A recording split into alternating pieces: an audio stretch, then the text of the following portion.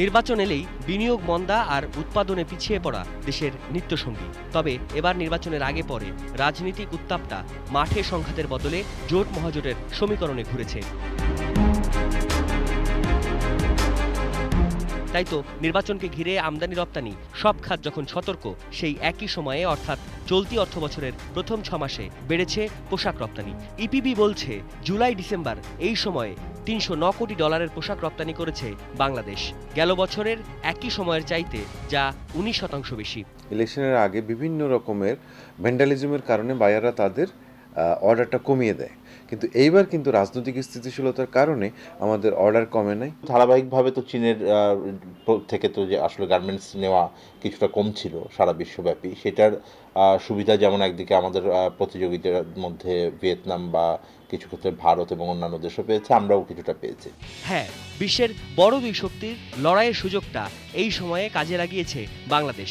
একই সাথে নির্বাচনী বছরে ট্যাক্সেও ছাড় পায় এ খাতের উদ্যোক্তারা।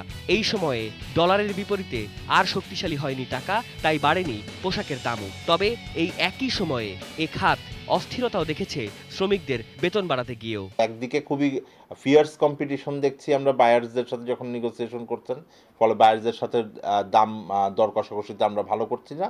আবার অন্যদিকে সরকারের সাথে যখন করছেন তখন সেই চাপটাও কিন্তু আবার সরকারের উপরে দিচ্ছেন, তখন খুবই একতাবদ্ধভাবে তারা কিন্তু যে ইনসেন্টিভ স্ট্রাকচারের সুবিধাগুলো নিচ্ছেন। মূলত একটি দেশের পোশাক খাত কতটা সক্ষম তার সবচেয়ে বড় যোগ্যতা তার উৎপাদন ক্ষমতা, যেখানে ভিয়েতনামের মতো দেশের থেকে যোজন যোজন দূরে বাংলাদেশ। চায়নাতে গেলে প্রাইস কমায় না, ভিয়েতনামে গেলে প্রাইস কমায় না, কম্বোডিয়াতে গেলে প্রাইস কমায় না। যখন বাংলাদেশের ফ্লাইটে উঠে তখনই তার মাথার মধ্যে কাজ করতে থাকে যে এখানে প্রাইসটা কমাবো। কিন্তু এখন আমরা যে অবস্থায় আছি, বাড়ানো তো দূরে থাক, কন্টিনিউ তারা কিন্তু প্রাইস কমিয়েছে।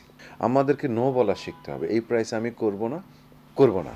বিশ্ববাজারের নানা সমীকরণ থেকে সাময়িক সুযোগকে স্থায়ী করার সামর্থ্য দেশের পোশাক খাত যত দ্রুত অর্জন করবে, ততই বাস্তব হবে 2021 সালে $50 বিলিয়ন রপ্তানি আয়ের টার্গেট অর্জন করা।